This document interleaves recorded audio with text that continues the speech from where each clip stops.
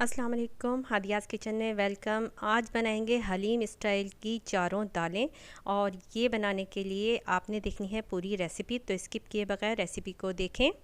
सबसे पहले हमने 4 दाल ली हैं जिसमें मूंग, मसूर, माश और चने की दाल शामिल है। सब हमने एक एक कप ले ली हैं और अब हम इसमें 3 गिलास पानी डालेंगे और एक बार इसको अच्छी तरह हम आधा घंटे के लिए रख देंगे। इसके बाद हमने इसमें शामिल करना है हम डालेंगे इसमें 1 चम्मच पिसा हुआ लाल मिर्च पाउडर हमने इसमें शामिल करा है। 1 चम्मच ही हम इसमें नमक का डालेंगे और आधा चम्मच हम इसमें हल्दी पाउडर शामिल करेंगे।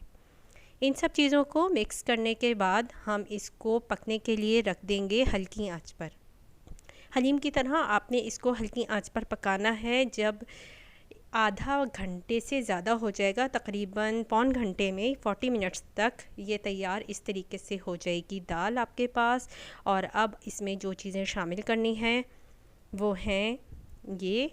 दाल इस तरीके से बन जाएगी तो हमने इसमें डालना है थोड़ा सा कटा हुआ हरा धनिया शामिल करेंगे और इसमें शामिल करेंगे हम हरी मिर्चें कटी हुई 3 अदद हरी मिर्चें और थोड़ा सा अदरक का टुकड़ा इस तरह बारीक स्लाइसेस में कट कर लें।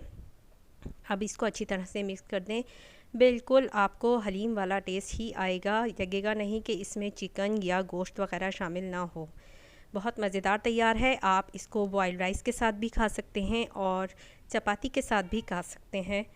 इसको टेस्ट करके ज़रूर बताएं और बॉइल्ड राइस की रेसिपी भी हमारे पास मौजूद है। इसको ऊपर से थोड़ा सा तड़का लगाना होगा।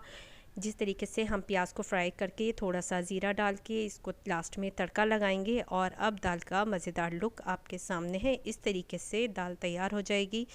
चैनल को सब्सक्राइब करें। शुक्रिया।